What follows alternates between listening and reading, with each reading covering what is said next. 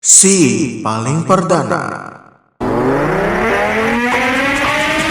Pasukan Israel melancarkan serangan udara di Beirut, Lebanon, menargetkan sebuah apartemen di jalan menuju bandara. Serangan ini dipicu kebakaran yang berhasil dipadamkan. 3 pemimpin PFLP tewas dalam serangan itu. Selain di Beirut, Israel juga menghantam wilayah lain di Lebanon. Hamas mengkonfirmasi kematian komandan mereka dan keluarganya dalam serangan udara. Informasi selengkapnya akan hadir dalam DNP Evening News malam ini.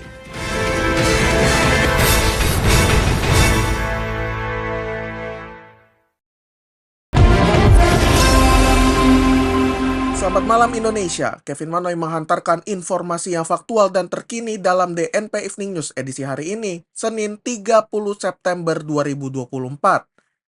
Ragam informasi yang faktual dan terkini telah kami siapkan untuk mengisi ruang informasi Anda. Dan berikut fokus utama kami untuk malam ini. Bawaslu menyebut kampanye kota kosong boleh asal tidak menggunakan fasilitas negara. 2 orang menjadi tersangka imbas pembubaran diskusi diaspora yang dihadiri Din Syamsudi dan kawan-kawan.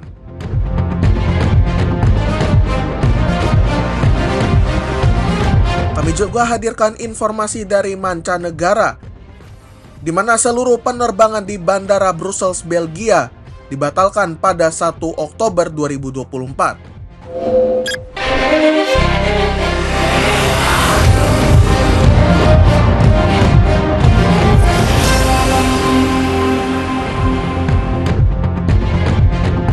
Kami mulai DNP Evening News malam ini dari berita terkait kampanye kota kosong.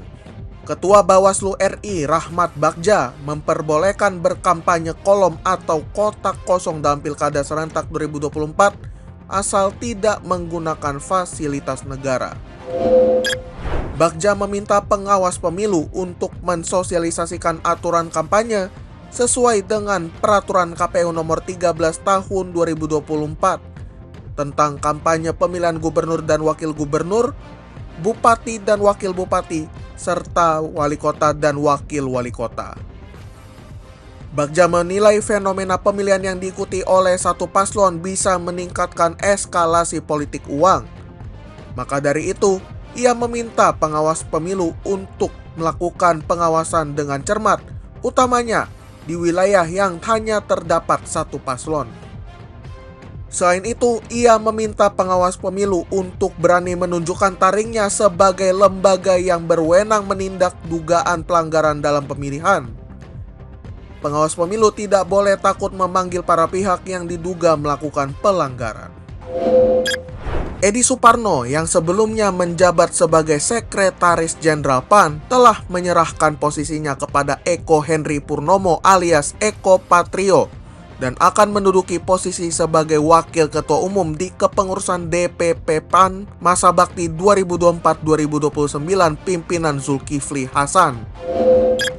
Pergantian posisi ini merupakan bagian dari regenerasi dalam struktur kepengurusan PAN 2024-2029. Edi Suparno meyakini Eko Patrio yang sebelumnya menjabat sebagai Ketua DPW PAN Jakarta dan berhasil memenuhi target PAN meraih kursi DPR RI dari Dapil Jakarta dapat membawa PAN menjadi lebih baik. Selain Eko Patrio, ada nama baru lainnya di kepengurusan PAN, yaitu Pangeran Hairul Saleh, mantan anggota DPR 2019-2024, mewakili daerah pemilihan Kalimantan Selatan 1 dan juga mantan Wakil Bupati Banjar dari 2005 hingga 2015. Kepolisian menetapkan 2 orang sebagai tersangka kasus perusakan dan pengeroyokan dalam pembubaran diskusi oleh Forum Tanah Air atau FTA di Hotel Grand Kemang, Jakarta Selatan pada Sabtu 28 September lalu.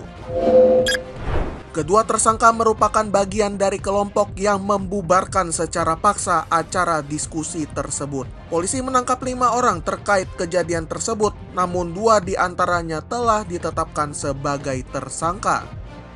Aksi pengeroyokan dan perusakan diduga dilakukan oleh sekitar 30 orang yang memasuki tempat diskusi secara paksa dan melakukan pemukulan terhadap 3 peserta diskusi serta satpam hotel. Para pelaku juga merusak proyektor, meja, gelas, dan juga banner yang digunakan dalam acara tersebut. Polisi menjerat para tersangka dengan pasal 170 KUHP tentang pengeroyokan dan perusakan dengan ancaman pidana penjara paling lama 5 tahun 6 bulan atau 7 hingga 9 tahun bila mengakibatkan luka-luka atau luka berat.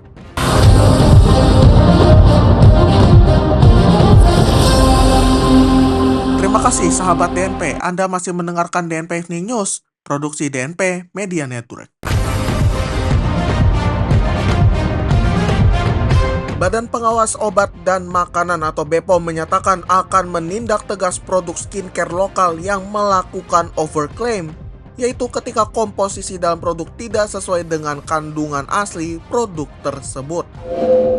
Kepala BPOM Taruna Ikran mengatakan pihaknya akan memberikan peringatan, teguran tertulis hingga pencabutan izin edar bagi produk yang terbukti melakukan overclaim. Badan POM juga akan memperketat pengawasan terhadap distribusi produk skincare lokal di Indonesia dan terus memberikan pendampingan kepada pelaku usaha skincare lokal.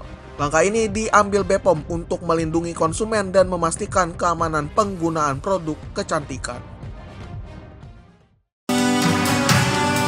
DNP International News.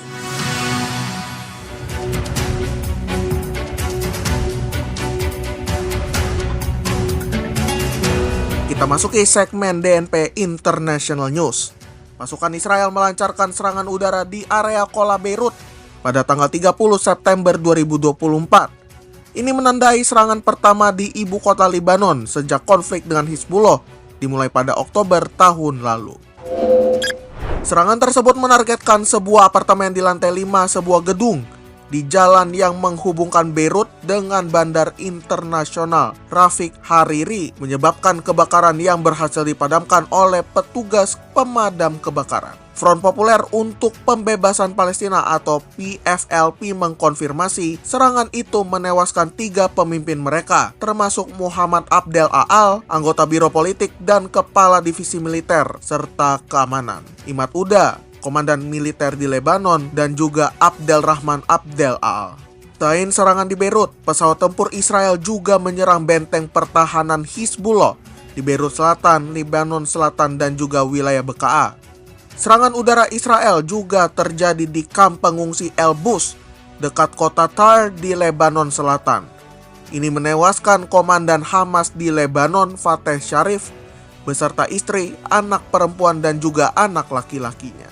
Serangan-serangan Israel ini telah menewaskan sedikitnya 916 orang, termasuk wanita dan anak-anak, serta melukai 2.700 lebih lainnya. Seluruh penerbangan yang dijadwalkan pada hari Selasa 1 Oktober 2024 di Bandara Brussels, Belgia dibatalkan karena adanya aksi mogok kerja oleh petugas keamanan. Mogok kerja ini diperkirakan akan menyebabkan gangguan operasional yang signifikan, sehingga maskapai penerbangan memutuskan untuk membatalkan semua keberangkatan penerbangan pada hari Selasa.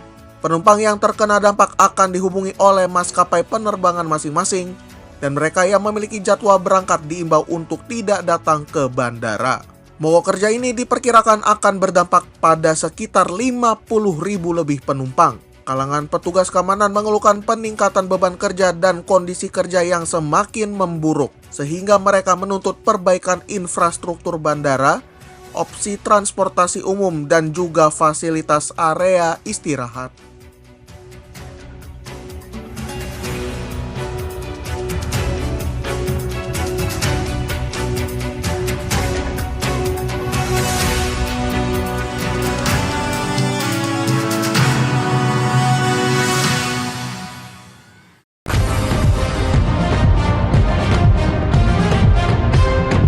Demikian DNP Evening News edisi Senin 30 September 2024. Tetap dengarkan kami setiap Senin hingga Jumat di platform podcast kesayangan Anda serta kanal YouTube kami DNP Media Network. Kritik dan saran dapat Anda layangkan melalui email kami di redaksi @dnpmedianetwork.com. Ikuti juga informasi yang faktual dan terkini lainnya melalui situs kami dnpmedianetwork.com.